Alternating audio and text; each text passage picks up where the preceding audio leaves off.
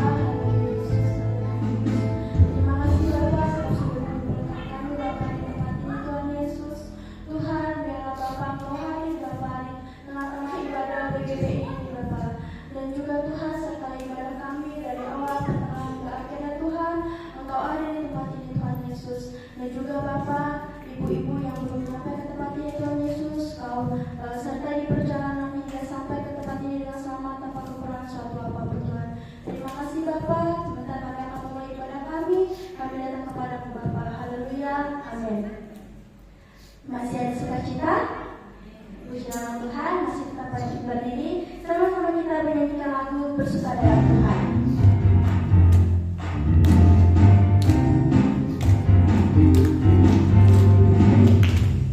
Hari ini hari yang telah dijadikan Tuhan, mari kita bersuka. Hari ini hari yang telah dijadikan Tuhan.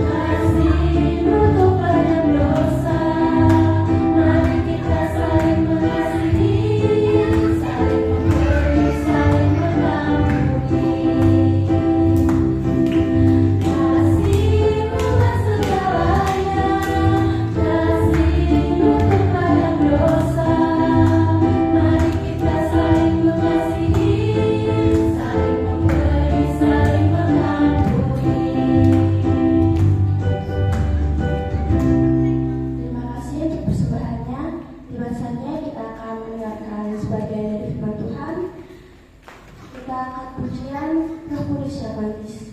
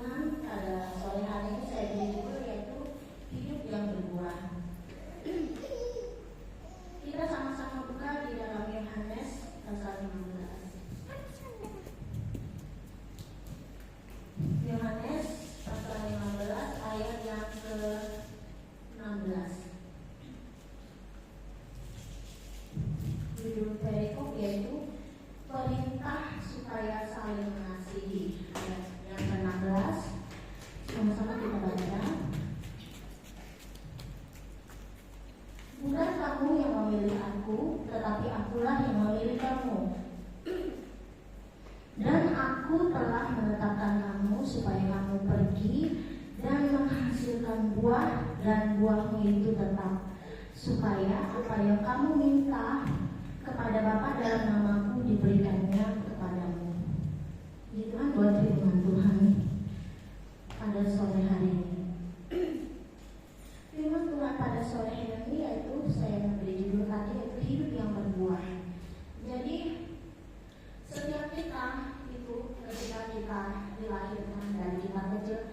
hingga dewasa itu ada maksud Tuhan. Kadang-kadang ketika kita menjalani hidup kita, banyak hal yang kita lalui ya di sini. Ada yang sudah menikah, ada yang belum menikah, dan perjalanan hidup kita itu sangat panjang. Mungkin kalau diukur-ukur, sepertinya banyak sedihnya dari sukanya ya, banyak tantangannya daripada sukanya. Mungkin kita semua juga pernah mengalami putus asa, seolah-olah ketika kita sedang berputus asa, kita berkata ke diri kita sendiri, Tuhan, apa arti hidup saya? Kenapa saya dilahirkan? Apakah saya ini dilahirkan tidak ada tujuannya, atau hanya hidup kemudian mati, kemudian tidak terjadi apa-apa? Hal seperti ini juga pernah dialami oleh Raja Salomo ya. Dalam keputusasaan seringkali kita mungkin adalah pikiran yang seperti itu. Ketika kita sudah berkata bahwa sudah rajin beribadah, rajin berdoa, rajin berpuasa, kemudian rajin berbuat baik, tetapi ada saja persoalan yang kita hadapi. Jadi firman Tuhan pada sore hari ini berkata, bukan kamu yang memilih aku, akunya hanya urusan dari Tuhan. Jadi bukan kita yang memilih Tuhan, tetapi Tuhan yang memilih kita. Nah, jadi berarti bahwa ketika kita dilahirkan, ketika kita hidup, itu Tuhan sudah memilih kita. Tuhan sudah menentukan kita untuk menjadi miliknya. Jadi tidak ada yang ditentukan, oh ini biar saja, dia tidak diselamatkan, ini diselamatkan. Tuhan seolah-olah pilih kasih, tidak. Kita semua dipilih Tuhan. Jadi mengapa kita dipilih Tuhan? Ya, apa maksud Tuhan dari perkataannya ini? Kita buka dalam Kejadian pasal 1. Ini membuktikan bahwa Tuhan itu sungguh-sungguh memilih kita. Kejadian pasal 1 ayat 26. Berfirmanlah Allah, baiklah kita menjadikan manusia menurut gambar dan rupa kita, supaya mereka berkuasa atas ikan-ikan di laut dan burung-burung di udara dan atas ternak dan di atas seluruh bumi dan atas segala binatang melata yang merayap di bumi. Jadi sesungguhnya kita ini diciptakan menurut gambar dan rupa Allah. Ya, setiap kita tidak tahu rupa Allah itu sebenarnya seperti apa ya. Nanti melihat wajah kita berbeda-beda ya. Kita juga mungkin tidak usah berpikir terlalu jauh, tapi inilah gambaran kita semua. Kita semua ini diciptakan serupa dan segambar seperti Allah. Jadi Allah itu sangat memperhatikan kita semua, bahwa kita ini memang dipilih Tuhan, bukan dibuang Tuhan. Siapapun kita, selama kita masih bernapas, selama Tuhan masih memberikan kesempatan kepada kita, kita masih dipilih Tuhan ya. Kita buka lagi dalam 1 Petrus. Kita buka 1 Petrus pasal 2. 1 Petrus pasal 2 ayat yang ke-9, demikian ini firman Tuhan. Tetapi kamulah bangsa yang terpilih, imamat yang rajani, bangsa yang kudus, umat kepunyaan Allah sendiri, supaya kamu memberitakan perbuatan-perbuatan yang besar dari Dia yang telah memanggil kamu keluar dari kegelapan kepada terang yang ajaib. Nah, inilah kita. Kita mungkin punya sejarah yang berbeda-beda, kita punya latar belakang hidup yang berbeda-beda, tetapi sebagian besar dari kita itu awalnya tidak mengenal Tuhan dengan sungguh-sungguh ya. Mungkin kalau saya bersaudara, memang kami mengenal sudah Kristen sejak lahir, tapi sungguh-sungguh mengenal Allah itu tidak dari sejak lahir. Mungkin juga teman-teman yang di sini, rekan-rekan yang di sini semua sama. Kita mengenal Allah dengan sungguh-sungguh itu mungkin ada waktu-waktunya, bukan dari sejak lahir. Jadi kita tahu latar belakang kita. Di sini firman Tuhan dikatakan telah kita semua dipanggil Tuhan, dipilih Tuhan, menjadi milik kepunyaan Tuhan, kepunyaan Allah sendiri untuk memberitakan perbuatan yang besar. Inilah kita adalah pilihan Tuhan. Apa tujuan Tuhan memilih kita? Ya, kita sudah dipilih, ditetapkan. Ya, mari kita kembali lagi ke Yohanes 15 tadi. Yohanes 15 tadi dikatakan, bukan kamu yang memilih aku, tetapi akulah yang memilih kamu, dan aku telah menetapkan kamu. Jadi kita ditetapkan, tidak hanya dipilih kemudian ditetapkan Tuhan. Ini loh milik aku, ini loh milik Tuhan. Kita semua ini sudah ditandai, ini milik aku, kata Tuhan. Nah, tujuannya apa? Supaya kamu pergi dan menghasilkan buah, dan buahmu itu tetap. Sampai di situ dulu. Jadi kita dipanggil Tuhan ada tujuannya, yaitu supaya menghasilkan buah. Nah, itu tujuannya.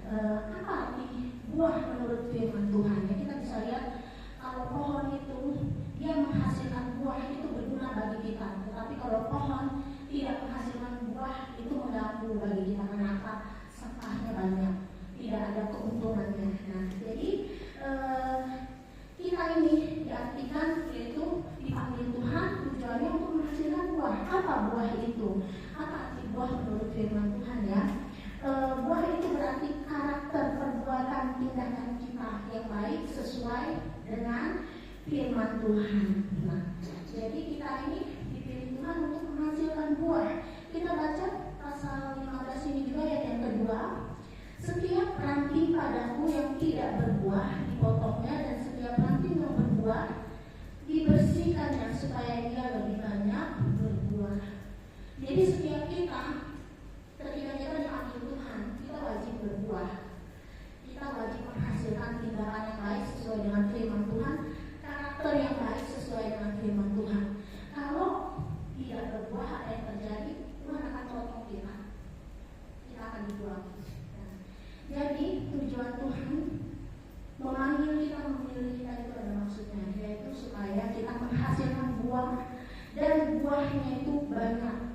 Makanya saya perhatikan suami saya, kalau dia tanam buah-buahan ya, itu kalau sudah tinggi dikaitin lagi, supaya apa? Buahnya tambah banyak.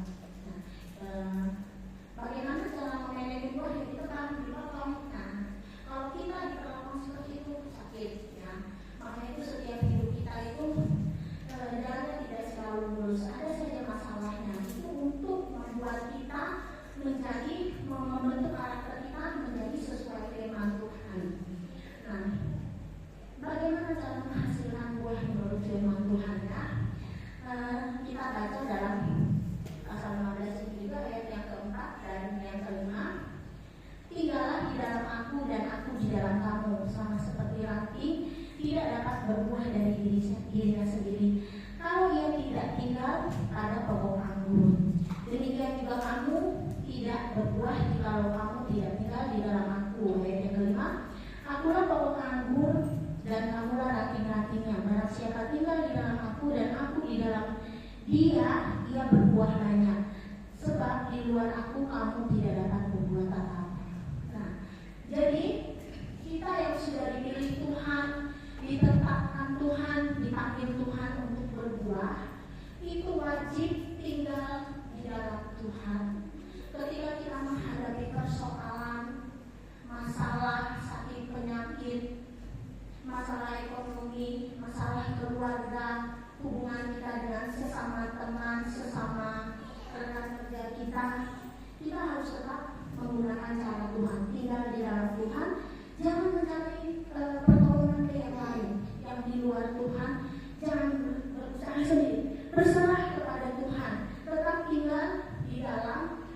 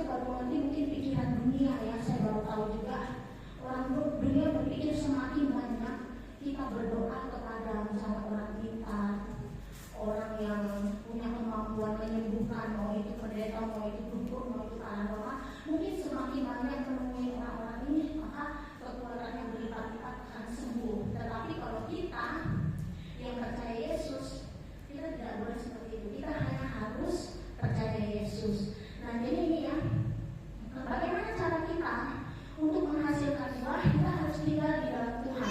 Bagaimana caranya tinggal di dalam Tuhan?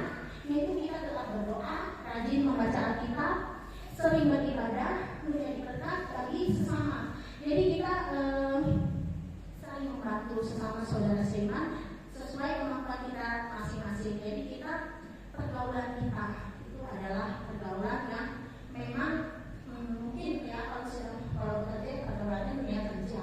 Tetapi setelah itu kita di rumah dan kita kembali melaksanakan tugas kita sebagai anak-anak Tuhan. Kita tetap berdoa, tetap membaca Alkitab, tidak menjauhkan diri dari pertemuan-pertemuan ibadah. Nah, kemudian buah seperti apa yang Tuhan mau dalam hidup kita ya? Saya ingin mengajak kita membaca dalam Galatia ya. Ini berbicara tentang buah-buah roh ya. Mungkin sudah sering sekali kita mendengar tentang buah-buah roh ini. Kita baca dalam Galatia pasal 5 ayat 22. Galatia pasal 5 ayat 22 dan 23. Sama-sama kita baca. Tetapi buah roh ialah kasih, sukacita, damai sejahtera, kesabaran, kemurahan, kebaikan, kesetiaan, kelemah lembutan, penguasaan diri, tidak ada hukum yang menentang hal itu. Nah, jadi inilah buah roh yang harus kita kerjakan dalam hidup kita. Jadi hidup yang lama, mungkin hidup yang lama yang kita dikenal sebagai seorang yang suka marah-marah, seorang yang suka bergosip, seorang yang tidak sabar, seorang yang pelit, tidak mau membantu sesama. Nah, setelah kita kenal Tuhan itu ada perubahan. Ya, mungkin kita semua bisa flashback ke kehidupan kita masing-masing ya. Kita bisa lihat, oh dulu kalau ada orang yang singgung sedikit kita harus marah. Nah, atau mungkin kalau misalnya ada orang yang minta tolong, bantulah saya, nggak bisa bantu. Kita kan bisa seperti itu ya. Kemudian mungkin kalau dulu kita menghadapi masalah, kita selalu sedih, seperti tidak ada pengharapan, tidak ada sukacita. Tapi setelah dalam Tuhan, meskipun ada masalah, kita masih bisa tersenyum. Bukan munafik, tetapi itulah kalau Kristus ada di dalam kita, kita masih bisa bersukacita. Kalau dulu kita dalam masalah langsung terpuruk, tidak ada damai sejahtera. Nah, setelah kita kenal Tuhan, ada damai sejahtera dalam hidup kita. Jadi inilah buah-buah roh yang kita terapkan dalam hidup kita, yaitu kasih, sukacita, damai sejahtera, kesabaran, kemurahan, kelemah lembutan, bisa menguasai diri dalam segala hal. Dalam menguasai diri ini, saya kadang-kadang masih bingung apa maksudnya ya. Semakin kesini saya semakin banyak belajar. Misalnya nih, saya marah sama anak saya. Anak-anak itu katanya saya juga baru beberapa waktu yang lalu dapat pengetahuan yang bahwa anak-anak itu kalau umur 9 atau 13 tahun ya Bu ya, tidak boleh kita main tangan sudah ya, mungkin ada batas umurnya pokoknya. Nah, saya di situ kadang-kadang anak saya itu sudah menjadikan hati saya, bagaimana rasanya, saya mau marah, cuman ada yang sabar. Nah, itu berarti kita harus bisa menguasai diri. Atau mungkin kita sesama teman yang kadang-kadang bercanda secara tidak sadar berlebihan, nah terus kita bisa tersinggung, tapi untuk tidak marah, kita berusaha untuk marah yang bersabar-sabar. Itu kita berhasil menguasai diri kita. Itu yang namanya penguasaan diri. Atau dalam rumah tangga kita bertengkar sama suami kita, terus kita emosi juga, tetapi firman Tuhan bilang tunduklah dengan suamimu. Jadi kita berusaha menguasai diri kita supaya kita tidak ikutan emosi. Itu namanya penguasaan diri ya. Kemudian baik, setia, inilah buah-buah roh ya yang harus kita terapkan dalam hidup kita. Kemudian kita buka lagi Efesus pasal 5.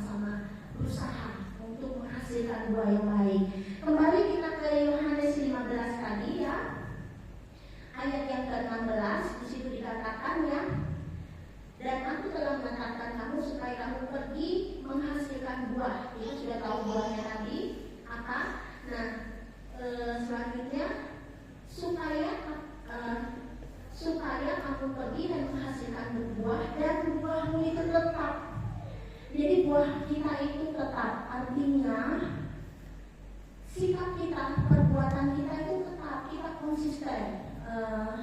Misalnya hari ini sabar, besok marah-marah. Hari ini kita bisa menguasai diri, besok tidak. Jadi itu hari ini kita setia mengikuti Tuhan, besok kita malas-malasan. Nah, jadi Tuhan mau buah kita itu tetap, jadi kita itu konsisten. Setiap hari kita menghasilkan buah-buah roh tadi ya, yang terdapat dalam Galatia tadi. Jadi kita harus tetap berjuang, karena memang perjalanan hidup kita apalagi di rumah tangga ya, punya anak lebih dari satu, belum lagi yang punya cucu, sifatnya itu berbeda-beda ya. Kadang-kadang kita tidak bisa menguasai diri, tetapi kita berusaha untuk mengikuti firman Tuhan. Buah kita harus tetap. Apa tujuan Tuhan meminta kita supaya kita harus menghasilkan buah? Apa maksud Tuhan ya? Kita baca yang selanjutnya dari ayat 16 itu, supaya apa yang kamu minta kepada Bapa dalam namaku diberikannya kepadamu. Ini maksud Tuhan, bukan untuk kepentingan Tuhan, tapi untuk kepentingan kita. Karena Tuhan tahu bahwa kita ini sangat butuh pertolongan, terutama wanita-wanita yang sudah berkeluarga. Yang belum berkeluarga pun banyak butuh pertolongan, tetapi yang berkeluarga itu tugasnya berat, karena mereka menjadi penolong suaminya. Jadi penolong suami ini berarti sebenarnya suami ini kalau sendirian mungkin dia kurang mampu yang menghadapi rumah tangga satu keluarga itu. Jadi harus ada penolong. Penolongnya yaitu wanita-wanita ya. Nah, ini tujuan Tuhan untuk supaya kita menghasilkan buah itu ada maksudnya, supaya kita menjadi sesuai dengan firman Tuhan. Dan ketika kita sudah sesuai dengan firman Tuhan, di sini Tuhan katakan supaya apa yang kamu minta kepada Bapa dalam namaku diberikannya kepadamu. Sama seperti kita, kalau anak kita mau minta uang sama kita pasti tanya tujuannya buat apa. Apakah memang kebutuhannya buat yang memang dibutuhkan, dibelanjakan untuk yang dibutuhkan, atau ada hal-hal lain yang digunakan untuk kesenangan dia. Nah, kita sebagai orang tua kadang-kadang kita tidak mengikuti kehendak anak kita, mungkin itu bapak kita. Nah, dia punya syarat, kalau doa kita mau dijawab Tuhan, maka kita harus sesuai firman Tuhan, harus menghasilkan buah. Maka apa yang menjadi keinginan kita ketika kita mengharapkan pertolongan Tuhan, Tuhan jawab doa kita. Nah, jadi firman Tuhan ini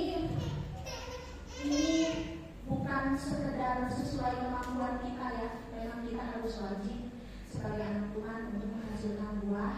Jadi untuk menghasilkan buah itu tidak harus pelayanan di gereja ya. Pelayanan gereja itu salah satunya saja, karena banyak orang yang pelayanan terlihat sungguh-sungguh berdiri di mimbar, di pujian, menyampaikan firman, ternyata hidupnya tidak sesuai dengan firman Tuhan, itu sangat banyak. Nah, yang buah yang nyata itu ketika kita berbuah dalam kehidupan kita bermasyarakat. Jadi orang itu sudah kenal, siapa itu ibu nasi? Oh, ibu nasi orang yang baik, dia sabar. Nah, kita sudah dikenal Tuhan, dikenal orang sekitar kita, dia orangnya baik. Siapa itu ibu A, B, C, dia Kristen, Kristus, dia baik. Nah, jadi orang tahu kita, buah-buah kita terlihat. Jadi itu pelayanan yang sebenarnya dalam masyarakat ya. Orang tahu siapa kita, karakter kita seperti apa. Di satu sisi kita juga pelayanan di gereja. Nah, jadi ini firman Tuhan yang dapat saya sampaikan, semoga memberkati kita semua. Selanjutnya saya silakan kepada Ibu Ketua WGB.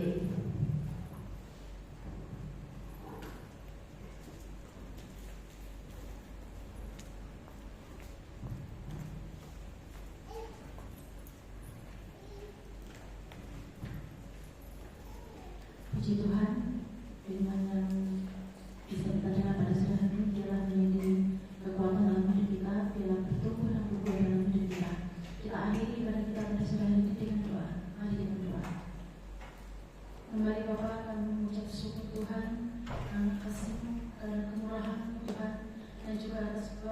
kecintaan Tuhan, sehingga kami pada siang hari boleh berkumpul kembali Bapa untuk kami boleh mendengarkan kebenaran firman Tuhan. Biarlah kebenaran firman pada siang hari ini Bapa boleh bertumbuh dan berbuah di dalam hati kami Tuhan, boleh tinggal di dalam hati kami Tuhan.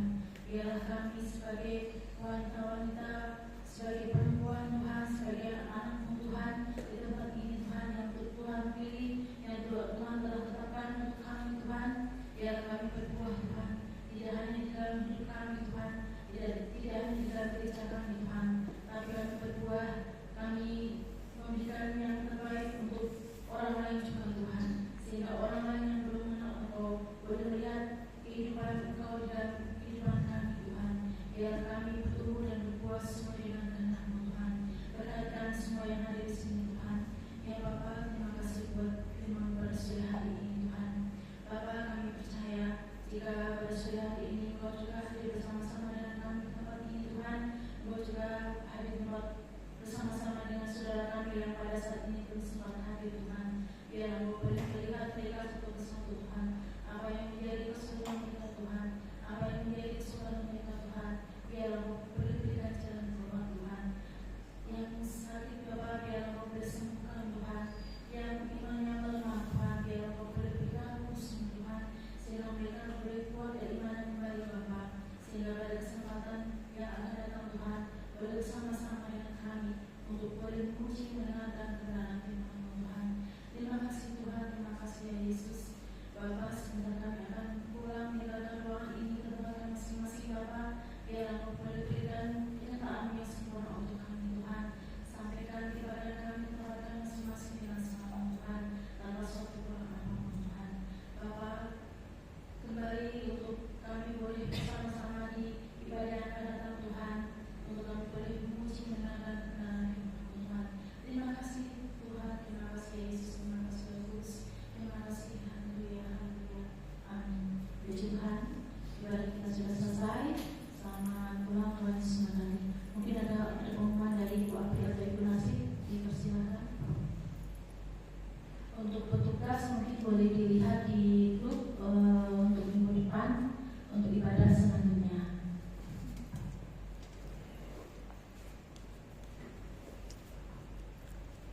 Terima kasih. Tidak waktunya sebentar saya akan melakukan keuangan dari hari kasih persembahan hari kasih kita. Bulan Januari dana yang cukup 165.000, bulan Maret 239.000, bulan April 209.000, kemudian April juga tanggal 19 itu 60.000. Ini persembahan dan jualan dari Ibu Naomi. Kemudian 3 Mei 156.000, bulan Juni 212.000. Jadi total keseluruhan saldo kita 1.041.000.